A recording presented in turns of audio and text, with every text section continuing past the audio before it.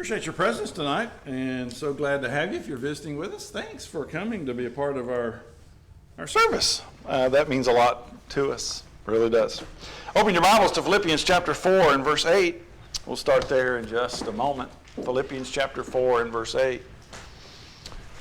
I want to begin by saying that I am really proud of this guy right here. Because part of him would like to be downtown Knoxville, over near the university, watching a parade. I told him this morning, if you call in sick tonight, I'm going to tell everybody where you are. So, sacrifice. Yeah. What? Priorities. And these ladies took me out for dinner tonight. Wonderful. Enjoyed learning their lives and conversing, and we could have gone on 2 more hours, I guess. But we were in college together. Did not know that.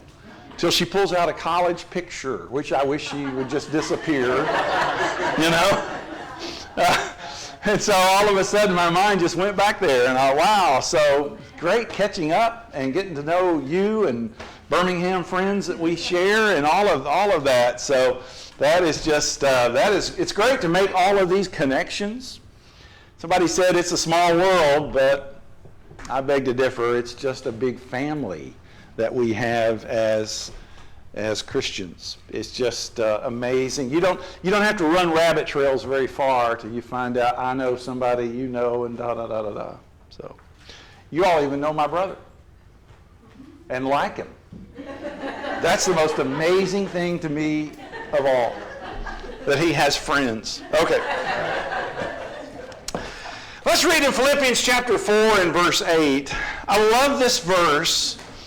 It is so succinct. It is just, it's just packed full. Finally, brethren. Now you know this is kind of a concluding remark. Finally, brethren.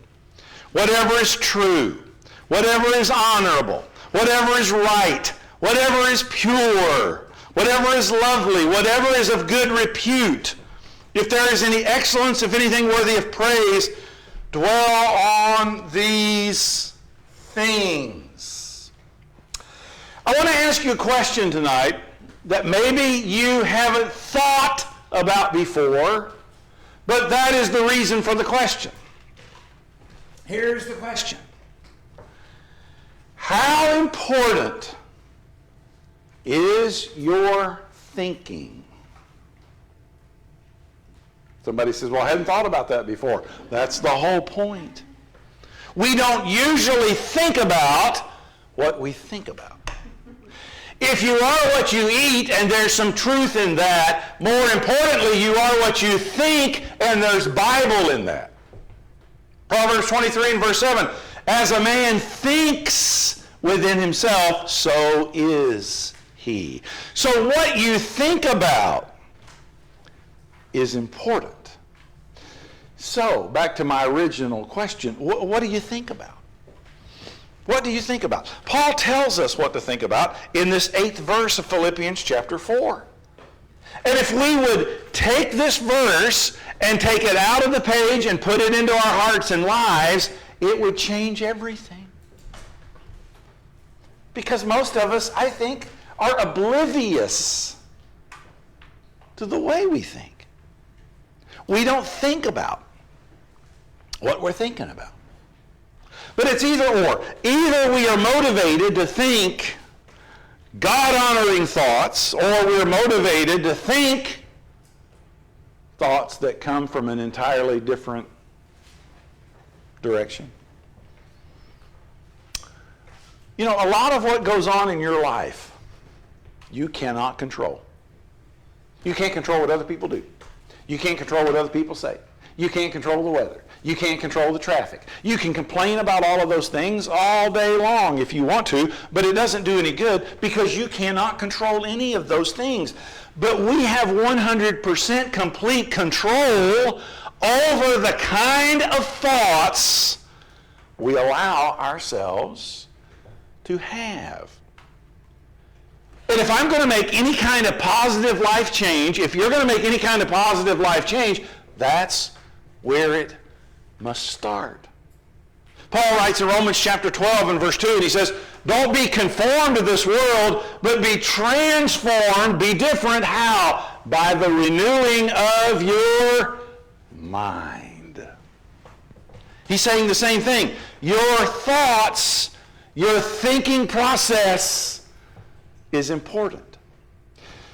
There's a direct correlation between your thoughts and the degree that you experience enjoyment in life. Did you know that?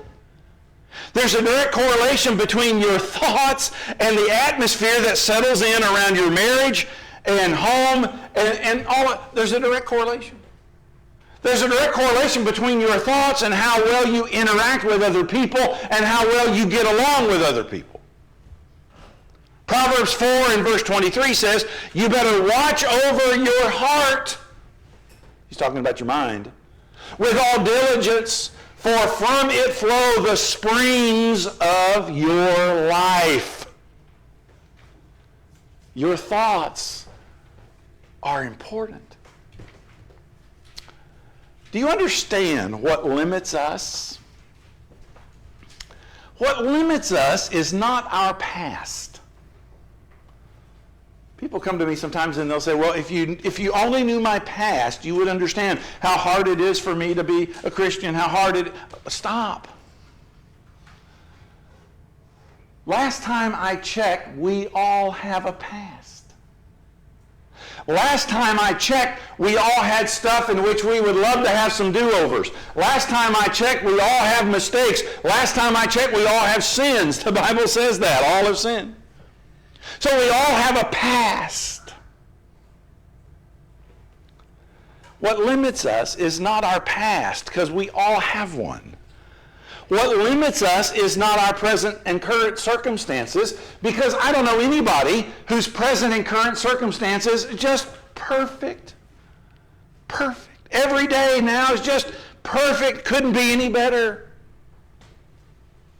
So if what limits us is not our past, because we all have one, and what limits us is not our current circumstances, because sometimes things just aren't that great and aren't always that perfect, then what is it that limits us? It's these thoughts that bounce around between these ears and that get stuck up here.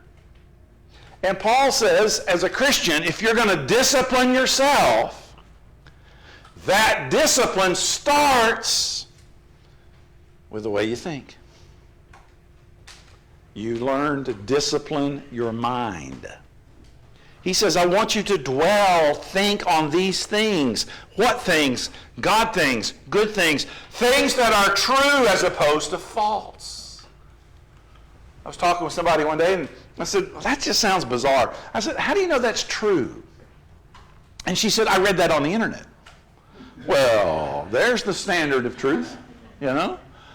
He says, wait a minute, you need to make sure you're thinking along lines of what's true and what is honorable as opposed to dishonorable, and what is right as opposed to wrong, and pure as opposed to impure, and lovely and good and excellent and worthy. Think along these lines, he says. And how different we would be if we did. How we would impact people around us if we did. You know, Jesus said in Matthew 5 and verse 16, let your light shine among men that they may see your good works and glorify your Father who is in heaven. Ladies and gentlemen, good works begin with good thoughts.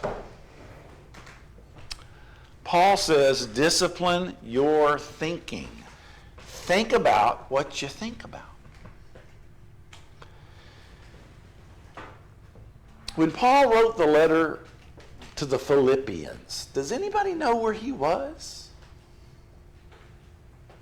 Go ahead and say it. Jail. He's in jail. Here is a man who is unfairly accused. Here's a man who is confined, incarcerated in prison for his faith. Here is a man who is facing an unknown future, possibly death. And he writes this little letter we know as Philippians. And you would think it would begin like this. Woe is me. Think Eeyore, Winnie the Pooh, you know. Woe is me. You don't know how hard I have it. I'm confined in this jail and chained to these smelly guards. By the way, the food here is terrible, and I'm not free to come and go like you are. You don't get any of that in the letter to the Philippians. The theme of this little letter is joy. And again, you don't have to read, but just every 3 or 4 verses, and Paul talks about joy and rejoicing and rejoice in the Lord. Again, I say rejoice. That's the whole message of Philippians. Here was a man who made a deliberate and proactive decision to discipline his mind and to think God-honoring thoughts. Why? Because Paul knew what we forget. Our thinking is a reflection on our faith. And sometimes we don't remember that.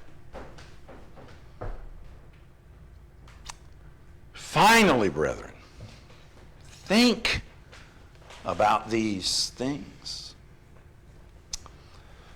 You ever hear somebody use the word upgrade? Upgrade. Let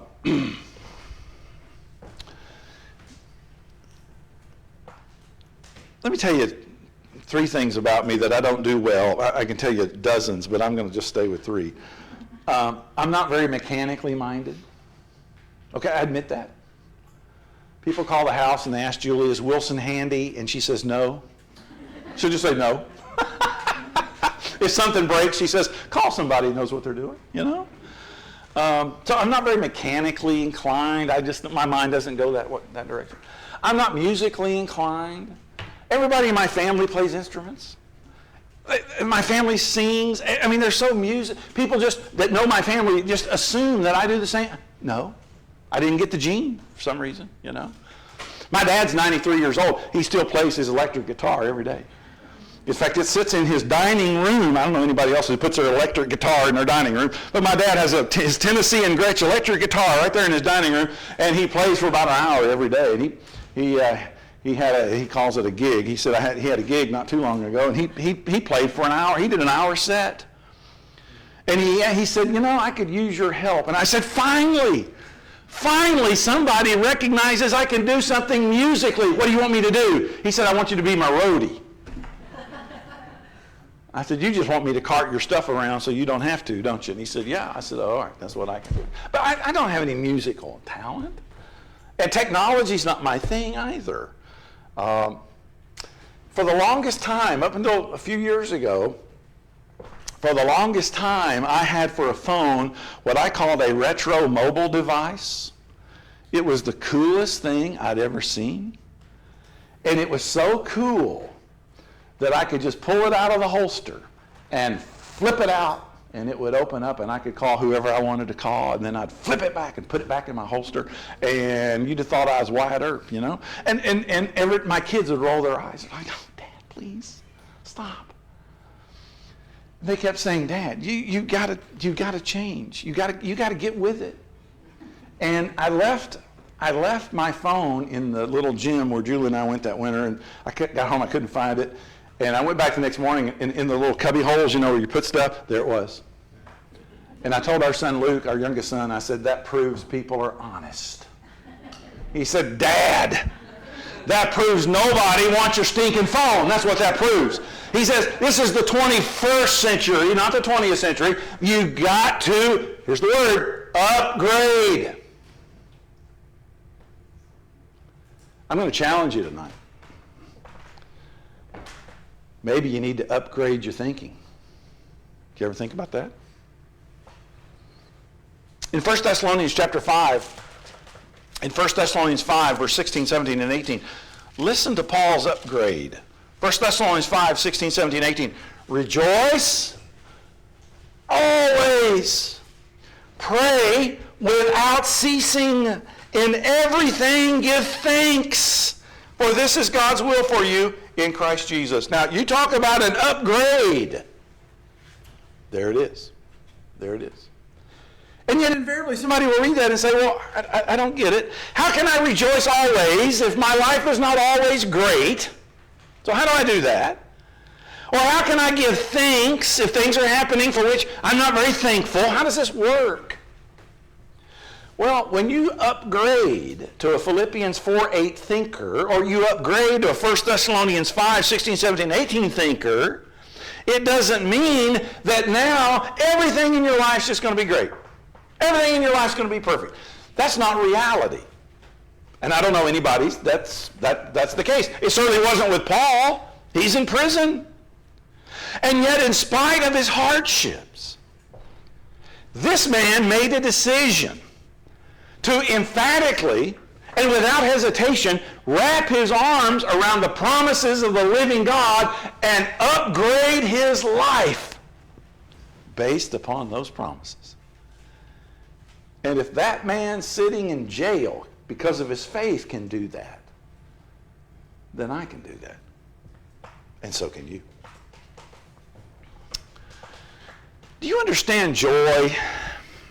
We talk a lot about joy. Do you understand joy is an outside sign of an inside faith?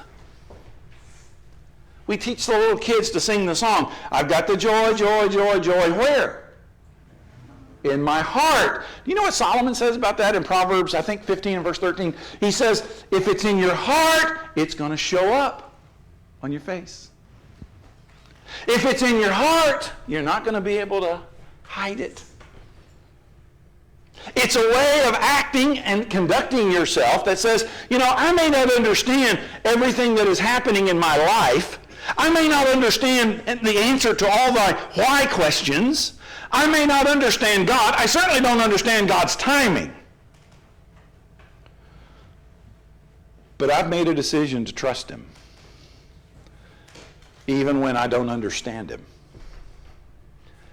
And in that, I'm going to find joy. I'm going to find joy. And folks, if we did that, people would look at us like, what's your deal? And we say, my deal is Jesus. There you go. Sometimes it's hard being honest.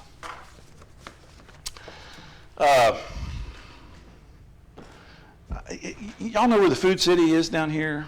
They have a little gas station by the Food City. Okay. I popped in there today. I went in that Subway to get lunch, and before I went in there, I thought, I'm going to pop in here and get $20 worth of gas in cash. And so I went up to the window, the lady in the window, and I gave her $20. And she took it, and I got out to the pump. I didn't look at the pump. I just started pumping. You know how the gas is supposed to cut off at 20? It didn't cut off at 20. And so it started going over 20. I thought, well, wait a minute. And I just went ahead and rounded it off and cut it off at 21, and now I owe her an extra $1. And then I looked on the little screen. It said prepaid $60. She'd made a mistake. I'd given her a 20. She put in 60. I could have filled up my truck. So what do? And I reached in my wallet to get a $1 bill, and I didn't have a $1 bill. All I had was a 10. I thought, oh, good. If I'd known, I'd just, rounded it off. And so I walk over there, and I said, ma'am, I'm on pump number 6, and it's marked prepaid 60. I gave you 20, and let me give you a 10, and you give me back 9.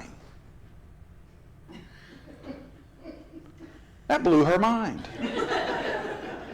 She said, I don't understand. So I went through it again. I said, I gave you a 20, but when I pumped the gas, it didn't go off, and it pumped 21. So I owe you $1, so I'm giving you 10, and you give me back 9. She said, you want me to give you back money? I said, yes, that's what I'm wanting you to do, is give me back some money. She said, I don't understand. I went through it the 3rd time. And I'm thinking, I could have pumped $60 worth of gas without any hassle. I don't think she ever understood. She just took my word for it and gave me $9. I don't know. But anyway, I don't even know what I was talking about. When you try to do what is right and live on it, sometimes it just makes a difference. Just make a difference. And let your light shine and be salt and all of those kinds of things. You know, it's like God puts joy right in front of our faces. And we don't see it. We get so cluttered with all of the stuff and we just don't see it. Julie gets mad at me sometimes because I'll go in the pantry and I'm looking for my lunch, and it's my staple diet is crunchy peanut butter. Crunchy, don't put creamy in there, crunchy. And so I'm looking for the big jar of crunchy, and I don't see it. Because I'm a man, I look for 2 seconds. I study it for 2 seconds, and I don't see it. And so I yell, she's in the back of the house somewhere, and I yell, "Where's the peanut butter?" And she yells back and says, "Third shelf, eye level." Now, because I'm a male, now I'm going to really intently study this thing, and so I look for 2.5 seconds. It's not there. And so that's where I employ the whiny husband voice that says, "I can't find it," you know, that voice. So she stops what she's doing, walks into the kitchen, steps into the pantry, reaches in, and hands me the peanut butter. You know where it was? Third shelf, eye level. Yeah. And she walks off mumbling about pitiful husbands or something like that. Now, to my defense, I'm 6'4". She's not. I'm looking third shelf up, down. She's looking third shelf down, up. That's my story, and I'm sticking to it. The point is, it was right there all the time. And God takes joy in our lives and he puts it right in front of our faces. And we allow this over here and this over here and all of this clutter to get in the way, and we don't see it. And I wonder sometimes if God doesn't look at his kids, you and me, and say, what do I have to do for them? What else am I going to have to do for them before they're finally going to get the joy in their hearts? See, if we upgraded, we would be a lot more fun to be around. When we start focusing our thinking on what he says in Philippians 4 and verse 8, our marriages get better because we start focusing on the good traits of our spouse rather than nitpicking all of the faults. And our family life gets better because we begin to realize how brief is the window of time we have with these kids. And our relationship with our coworkers gets better. Our relationship with our neighbors get better. Our relationship with our brethren get better. Our relationship with God gets better. Everything gets better when we upgrade our thinking. Now, I don't know if you noticed this or not, but your thoughts are showing. Your thoughts are showing. I read on the internet, so it must be true, that the average person has 50,000 thoughts per day. My first thought was, who in their right mind counts them? That's where my mind goes. Who would count them? And how does that even work, you know? I don't know how many thoughts a person has per day. I don't really think anybody else knows how many thoughts a person has per day. So I'll tell you what let's do. Let's just say over the course of the day, we all have a bunch of them. Okay? We all have a bunch of thoughts. And these thoughts that we have will either lead us in God's direction or send us the other direction. But your thoughts are showing. Jesus said that. In Luke 6 and verse 45, he says, the mouth speaks out of what fills the heart. So when somebody comes to you and says, I shouldn't have said that, I spoke before I thought. Well, I hate to argue with you, but that's not true. You may not have thought about it long enough, but if you spoke it, you only spoke it because you first thought it. You can't divorce your thoughts from your speech. You can't divorce your thoughts from your actions. The mouth only speaks out of what's inside the heart. And that's why it's so hard. That's why it is so hard to change. Because the way we think yesterday is the way we think today, and we think the same way tomorrow, and we just get used to this pattern. That's why Solomon says, as a man thinks, that's who he becomes. And so if I keep thinking the same thing, then I'm not going to be able to change anything. Because change starts in the mind. I don't care what kind of change a person needs to make. Maybe they need to make physical changes in their life. Maybe they need to make relational changes in their life. Maybe they need to make financial changes in their life. Maybe they need to make relational changes in their life. Maybe they need to make spiritual changes in their life. Doesn't matter. Doesn't matter. If you don't fix what's in here, the results are not any different.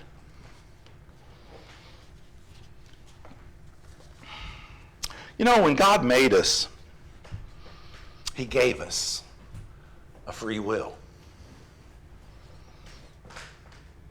Guys like Nick and myself, we get up and we'll talk about the free, you ever heard this? The free moral agency of man?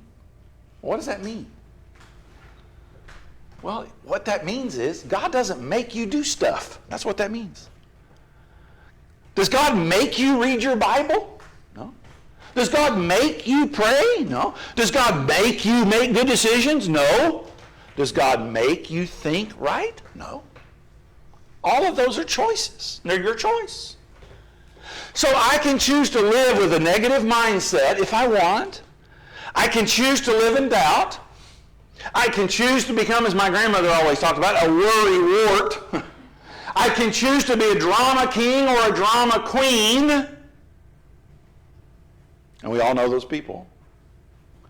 Or I can choose to renew my mind to approve what the will of God is, Romans 12, verse 2, and retrain and reshape my thinking. There's an old saying about dogs. Any of you dog people besides us, besides me, anybody else? Okay. You know, we have a golden retriever, and our golden retriever lets us live there. It's her house, and we just kind of stay, but there's an old saying about dogs. You can't teach an old dog what?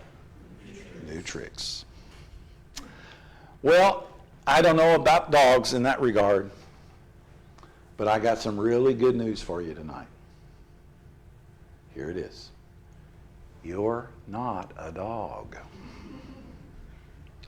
And you can relearn some things. I want you to see what Paul says in the same Philippians chapter 4, down in verse 10. He says, not that I speak from want, I have learned to be content in whatever circumstances I am. Paul said, I wasn't born that way. That wasn't just natural for me. I had to learn this. And he says the same thing again in verse 12. I have learned this. I tell you, if Paul had to learn it, I have to learn it. You have to learn it.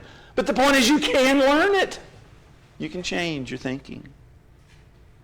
See, you and I are the products, by and large, we are the products of our decisions, not our circumstances. I can't always choose my circumstances, but I can choose my response to them. I can always choose my attitude towards them. And the attitude I choose is a reflection of my faith. See, I don't think we connect those dots sometimes, but they are there. You ever watch, especially a basketball game, you ever watch a basketball game in which it's fast-paced and the team that's been leading, you get late in the second half and the guys are getting tired? And they start making silly mistakes. They throw the ball away, and the coach is pacing up and down on the sideline. And finally, the coach has seen enough, and he says, time out, time out, time out. And he gets his players over there, and he gets in their faces, and he says, what are you doing? Get your head back in the game. Well, we're just like that. We get tired, we get distracted, we get discouraged. And the Holy Spirit says, get your head back in the game. Get your mind back where it needs to be. You know, every day God gives us present called the present, as in today. What am I going to do with what he gives me today is the question. But I'll leave you with this warning. If you hang around with faithless people, if you hang around by choice with just negative people, they're going to rub off on you. Because negative, faithless people will chip away at your faith a little bit at a time. They'll exhaust your energy, and you give them enough room, and you'll become just like them. If we choose to associate with people who gossip and whine and condemn and commiserate and complain about everything, well, remember what Paul says in 1 Corinthians 15 and verse 33.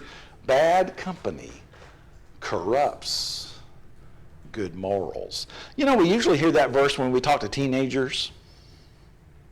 It's like Paul in that whole 15th chapter of 1 Corinthians, it's like all of a sudden in the middle of the thought process, he says, oh, wait a minute, I need to put something in here for teenagers. That's written for all of us. It doesn't matter what age you are. That truth is very, very real. Read Numbers chapters 13 and 14, and the spies that went out to spy out the land. And two of the men said, we can do it. Let's have faith and trust in God, and we can take the land. And the 10 said, oh, no way. There's giants out there. And Joshua and Caleb said, what? Forget the giants. Think about the size and the strength of our God.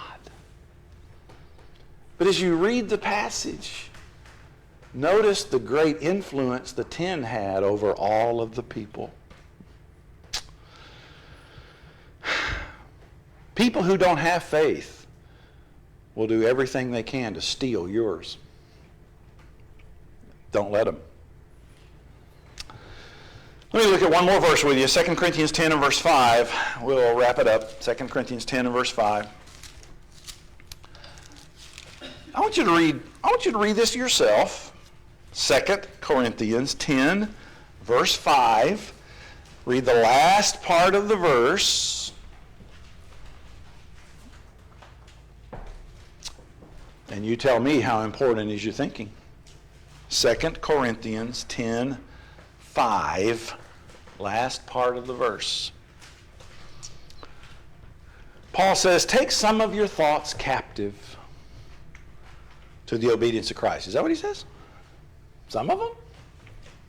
Take most of your thoughts captive to the obedience of Christ. Is that what he says? I think he says take every thought captive. Which goes back to our original question, how important is your thinking? Well, apparently it's pretty important. When our oldest son Dale was a little guy, every Saturday night, there was a new television program came on Saturday nights, and every Saturday night he would drag me in front of the television to watch this new show that, oh man, he loved this show. He said, sit down, Dad, it's coming on, it's coming on. And it was this new show called Cops. Bad boys, what you gonna do when they come for you, remember? So every Saturday night we'd sit down and watch Cops. He was enthralled. He says, look at there, Dad, they got the bad guy, they got the cuffs on him, they got him in the back of the car, they're hauling him off to jail. And he'd say, I want to be a cop, Dad, I want to be a cop, I want to take the bad guys to jail. I said, good. But you got to go to college. Do you know he went to college and graduated from Western Kentucky University with a degree in criminal justice and sociology and went into law enforcement? And today he's a year and a half from retiring and counting every day because the new has long worn off. And he's no longer on the streets much anymore. Now he's a cop over the cops, I guess we might say. But I think about that little boy who would drag me in front of that television to watch that. And I think about 2 Corinthians 10 and verse 5, take every thought captive. Here's the application. When you start thinking in a certain way and you're not sure about that, you need to put the handcuffs on that thought, on that way of thinking. If you're faced with a decision and you're not sure about that, you need to throw the handcuffs on there. If there's some behavior and you're not sure, put the handcuffs on there and take it before the judge. And let the judge decide. And to find out the judge's decision, you go to the Word. You pray about it. You sit down with other people who have a long obedience in the same direction and have life experience that maybe you don't have, and you ask for their guidance and judgment, and you get some wisdom, and you put all that together. And if you decide that's not a thought process I need to have, that's not a good decision for me to make, that's not a good attitude for me to have or behavior to have, then you not only put the handcuffs on all of that, you incarcerate that and you put it away. That's how important is our thinking. Take every thought captive to Christ. Because after all, who's the judge? He is. Thanks for listening. See, ladies, I don't preach all night. I don't preach a long time. One of them told me their daddy preaches 2 hours. That was you, wasn't it? Court, you would never exaggerate at all, I'm sure. Y'all been very kind. Thank you so much. As I said, I think I said Sunday, I talk about stuff I need. I need this. This helps me. Maybe it helps somebody besides me. I don't know. But I hope so. We'll sing the song of invitation. The number is 53. Number 53. If we can help you tonight, render obedience to Jesus Christ by being baptized per his instructions in the good news gospel message, then we can do that. Or if you need our prayers, you need our strength, you just need to talk to somebody. We're just family, and we're not here to hurt anybody. We're here to help everybody. But let it be known while we stand and while we